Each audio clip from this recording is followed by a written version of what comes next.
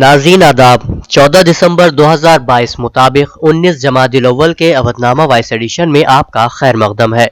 मैं मुसी रजा और आप समाअत फरमाने जा रहे हैं अवधनामा में शाये अहम खबरों के खास हिस्से। अरुणाचल प्रदेश के तवांग में हिंदुस्तानी और चीनी फौजियों के दरमियान तसादुम पर लोकसभा और राज्यसभा में मंगल को कांग्रेस समेत तमाम अपोजिशन ने जबरदस्त हंगामा किया, जिसके बायस ऐवान की कार्रवाई 12 बजे तक के लिए मुलतवी कर दी गई। डिप्टी स्पीकर हरिवंश ने सुबह ऐवान की कार्रवाई शुरू करते हुए कहा कि कायदे हिज़्ब इख्तिलाफ मल्लिकार्जुन खड़गे ने कायदा 267 के तहत नोटिस दिया है। उन्होंने मिस्टर खड़गे से कहा कि वो अपना बयान पढ़कर सुनाए।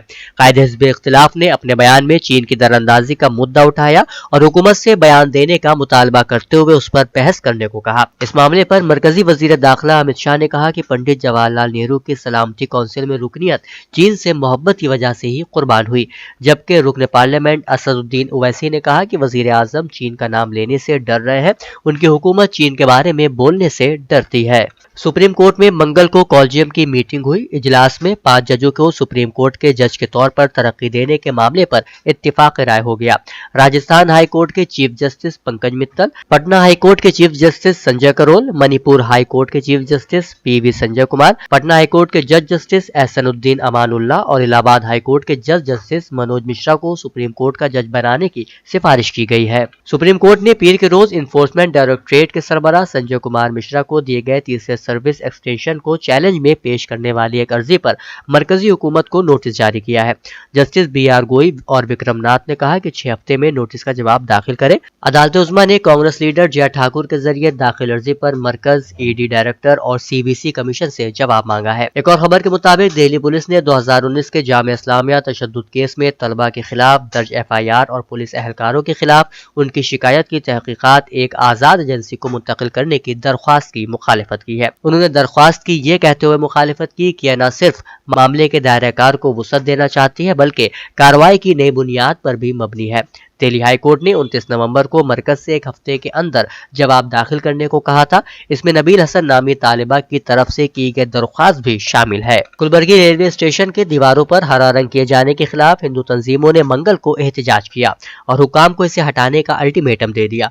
तंजीमों ने खबरदार किया है कि अगर 15 दिन के अंदर सब्ज रंग को न हटाया गया तो पूरे रेलवे स्टेशन को भगवा रंग से पोत दिया जाएगा। मौलाना सैयद कल्ब जवाद नकवी ने अपनी रिहाइशगाह पर आज एक प्रेस कॉन्फ्रेंस का इनेकाद किया, जिसमें दीगर औकाफ की जमीनों के साथ साथ खास तौर पर वक्फ करबला अब्बास बाग और मस्जिद शाहदरा की इमलाक से नाजायज कब्जे हटवाने और पैमाइश का मुतालबा किया गया। मौलाना की प्रेस कॉन्फ्रेंस के कुछ ही देर के बाद जिला मजिस्ट्रेट ने 5 नफरी कमेटी तश्कील दे दी, जिसका मकसद वक्फ करबला अब्बास बाग की पैमाइश और वहां से नाजायज कब्जों को हटवाना है। इस सिलसिले में यह कमेटी जांच करेगी और रिपोर्ट की बुनियाद पर आगे की कार्रवाई की जाएगी। जिला मजिस्ट्रेट के जरिए कमेटी तश्कील दिए जाने के बाद मौलाना ने एहतजाजी तहरीक के फैसले को फिलहाल मुलतवी कर दिया है। शुआ फातिमा गर्ल्स इंटर कॉलेज वाक़े केशव नगर में शुआ फातिमा तालीमी ट्रस्ट की शमीम निखत फिक्शन अवार्ड जायजा मीटिंग मुनक़िद हुई, जिसमें यह फैसला लिया गया कि 2022 के माली साल से professor Shamim Nikhat fiction award के तर्ज पर एक उर्दू तनकीद अवार्ड और तनकीद तौसीई खुतबे का एहतमाम भी किया जाए।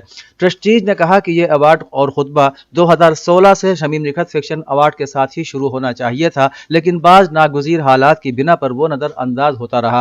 अब मुत्तफ़िक़ा तौर पर यह तय किया गया है कि इस साल से उर्दू तनकीद अवार्ड और तौसीई खुतबा जरूर शुरू कर दिया जाए। लिहाजा इस साल का यह अवार्ड फरवरी में उर्दू के किसी अहम नाक़िद को दिया जाएगा और साथ ही तनकीद के मौजू पर एक तौसीई खुतबा भी होगा।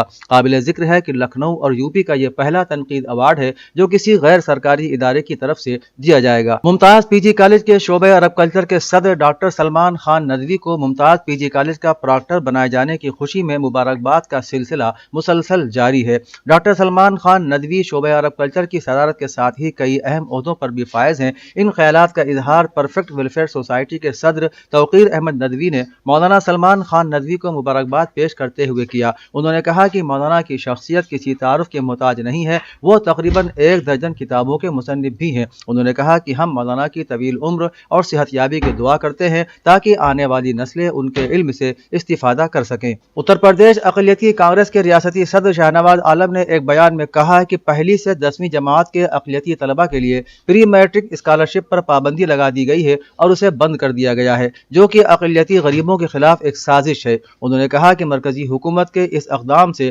لاکھوں اقلیتی ہونہار طلبہ کا مستقبل تاریکی میں چلا جائے گا۔ انہوں نے مزید کہا کہ ایسا لگتا ہے کہ مودی حکومت کے پاس تعلیم کے ساتھ 36 کا ہندسہ ہے اور وہ نہیں چاہتی کہ کوئی بھی شخص حقیقی ڈگری حاصل کرے۔ لوک بندھو راج نارائن جوائنٹ اسپتال میں چیک اپ اور علاج کے لیے جانے والے مریضوں کے لیے اچھی خبر ہے۔ اب یہاں مریضوں کا مفت CT اسکین کیا جائے گا۔ مریضوں کو صرف اپنے آدھار کارڈ کے ساتھ اسپتال جانا ہوگا اور اس کے بعد انہیں 1 روپے میں اپنا رجسٹریشن کرانا ہوگا، جس کے بعد مریض براہ راست OPD میں جا کر دکھا سکے گا، اور OPD کے بعد اگر ڈاکٹر کو لگتا ہے کہ مریض کو CT اسکین کی ضرورت ہے تو وہاں سے براہ راست CT اسکین کیا جائے گا۔ سب سے اہم بات یہ ہے کہ ایمرجنسی حالات میں رپورٹ 2 گھنٹے میں موصول ہوگی، جبکہ دیگر کیسز میں رپورٹ 8 گھنٹے میں فراہم کی جا سکے گی۔ عہدنامہ کے جہانما صفحے کے مطابق اقوام متحدہ نے کہا ہے کہ موصولہ رپورٹ کے مطابق روس سے تنازع کے بعد یوکرین کو دیے جانے والے ہتھیار دہشت گردوں سے برآمد ہو رہے ہیں۔ اقوام متحدہ کی نائب سربراہ ایزومی ناکامتسو نے اس حوالے سے ایک رپورٹ پیش کی ہے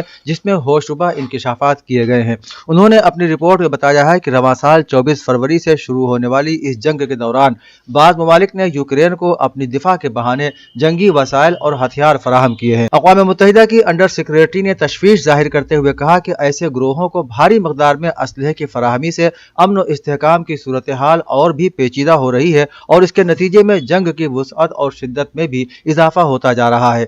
دوسری طرف یوکرین کے صدر ولادیمیر زیلنسکی نے یوکرین میں امن کی بحالی کو تیز کرنے کے لیے 3 مراحل کی تجویز پیش کی ہے۔ انہوں نے پیر کو گروپ آف 7 یعنی G7 کی ایک آن لائن چھوٹی کانفرنس کے دوران خطاب میں کہا کہ نیو پاور نامی پہلا مرحلہ یوکرین کے لیے ٹینک، راکٹ، آرٹلری اور طویل فاصلے تک مار کرنے والے میزائل سمیت دفاعی تعاون میں اضافہ، دوسرا مرحلہ یوکرین کی مالی توانائی اور سماجی استحکام کو یقینی بنانا، اور تیسرے اور آخری مرحلے کے تحت یوکرین کا اپنے شہریوں اور علاقوں کی آزادی کے لیے سفارتکاری کا استعمال کرنا ہے۔ یورپی یونین نے ایران کے مزید کئی افراد اور اداروں پر پابندی عائد کر دی ہے، جس میں ایرانی ریڈیو اور ٹی وی کارپوریشن بھی پابندی کی زد میں ہیں۔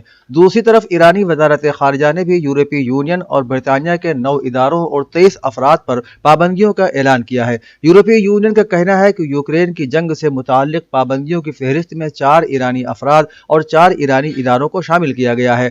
دوسری جانب ایرانی وزارت خارجہ نے بھی یورپی یونین اور برطانیہ کے 9 اداروں اور 23 افراد پر پابندیوں کا اعلان کیا ہے، جس میں میڈیا ادارے، ایک فوجی اڈہ اور سابق سیاستدان شامل ہیں۔ اقوام متحدہ نے یمن میں تقریباً 8 سال سے جاری خانہ جنگی کی خوفناک منظرکشی کرتے ہوئے کہا ہے کہ اس دوران اب تک 11,000 سے زیادہ بچے ہلاک اور معذور ہو چکے ہیں۔ رپورٹ کے مطابق اقوام متحدہ کی بچوں کے معاملات سے متعلق ایجنسی یونیسیف نے دنیا کے بدترین انسانی بحران سے ہونے والی ہلاکتوں کے بارے میں خدشہ ظاہر کیا کہ یہ افسوسناک تعداد اور زیادہ بھی ہو سکتی ہے۔ ایگزیکٹو ڈائریکٹر یونیسیف نے کہا کہ ہزاروں بچے اپنی جانوں سے ہاتھ دھو کر موت کی وادی میں اتر گئے ہیں۔